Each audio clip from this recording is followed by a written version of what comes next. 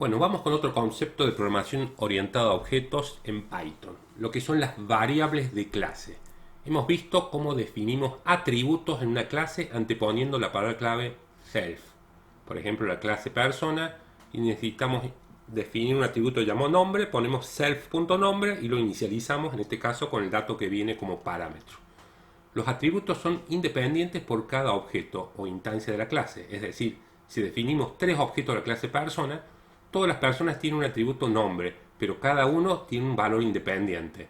Por ejemplo, en el bloque principal creamos tres objetos de la clase persona, persona 1, persona 2, persona 3.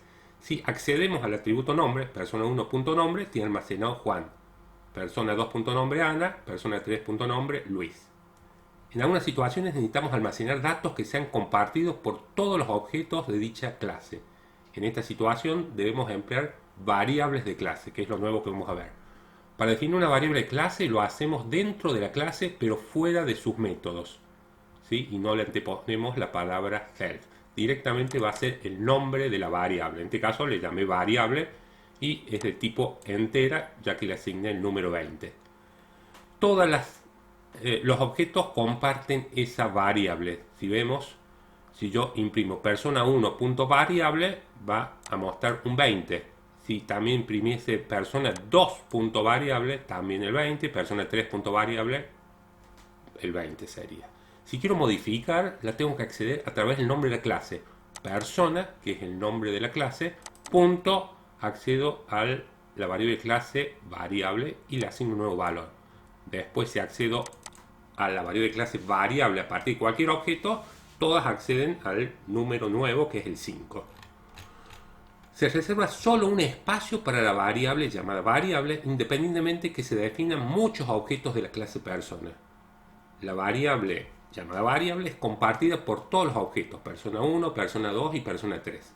Para modificar la variable clase hacemos referencia al nombre de la clase y seguidamente el nombre de la variable, persona.variable, y le asigno el nuevo valor.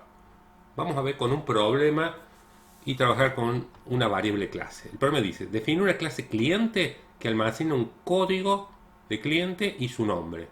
En la clase cliente definí una variable clase de tipo lista que almacene todos los códigos de clientes que tienen suspendidas sus cuentas corrientes.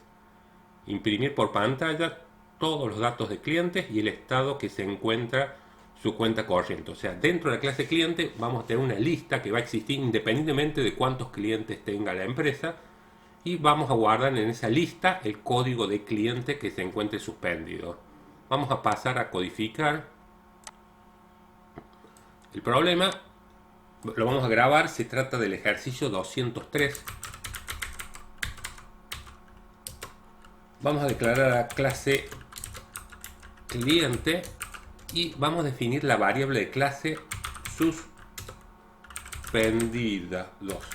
Todos los clientes suspendidos. Va a ser una lista, entonces va a empezar una lista vacía. No lleva la palabra self, porque esta variable es independiente a qué objeto se cree de la clase cliente. Existe luego para cualquier objeto de la clase cliente. En el método init vamos a hacer, además de self, que llegue el código y el nombre de cliente. Código y nombre de cliente. Vamos a inicializar el código con el parámetro código y vamos a inicializar el nombre del cliente. Vamos a inicializar el atributo nombre con el parámetro nombre que llega como parámetro. Vamos a hacer un método para imprimir. El método imprimir va a mostrar el código, el nombre.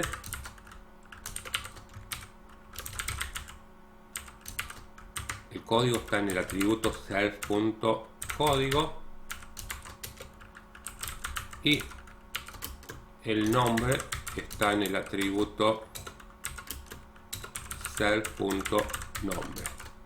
Y acá ya vamos a llamar a un método que ya vamos a pasar a hacer, que va a imprimir si está suspendido este cliente. Y va a decir que si está o no está. Como hace un método de la clase, vamos a través de self llamar a dicho método. Y ahora pasemos a codificar el método está suspendido, llega al parámetro self, y acá es donde vamos a ver si el código del cliente self.código se encuentra en la lista suspendidos. ¿Cómo accedemos a suspendidos de esa lista? Siempre es a través del nombre de la clase cliente.suspendidos. Mediante el operador in va a devolver true o false si ese código está en la lista de suspendidos. Si me devuelve true, si genera true esa condición, ese if, vamos a imprimir el mensaje está suspendido. Este cliente está suspendido. Y por el else vamos a imprimir que no está suspendido.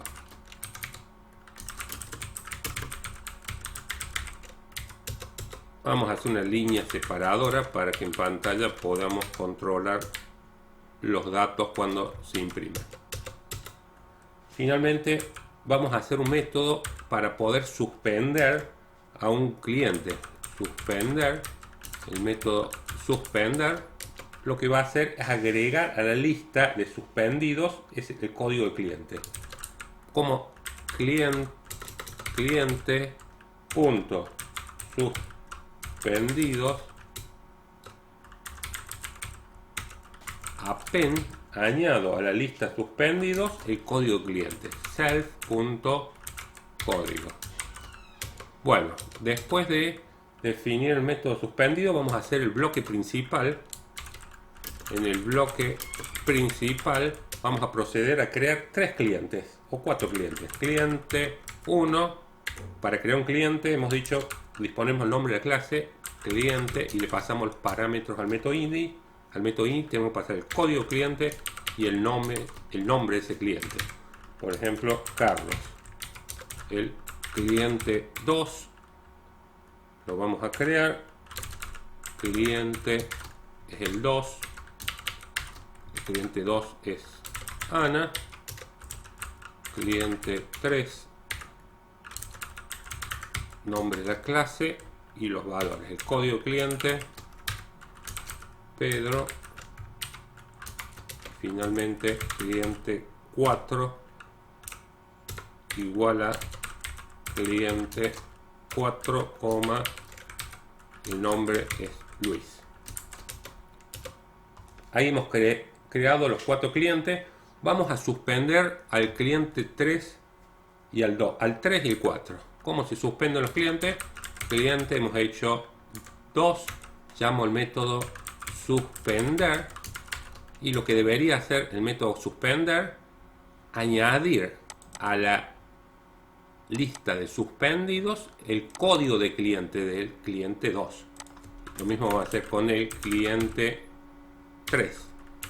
Suspender lo debería también agregar a la lista. Vamos a imprimir cada cliente. Cliente 1.imprimir, cliente 2.imprimir, cliente 3.imprimir y cliente 4.imprimir. Probemos hasta acá a ver si hay algún error sintáctico que debamos solucionar, y estamos viendo la impresión, los datos del primer cliente 1, Carlos, no está suspendido. El código de cliente 2, Ana, está suspendido porque cuando llamamos a imprimir ya al cliente 2 lo hemos suspendido. O sea, el código 2 se encuentra en la lista de clientes suspendidos. El cliente 3 también está suspendido y el cliente 4 no está suspendido. Podemos imprimir si queremos.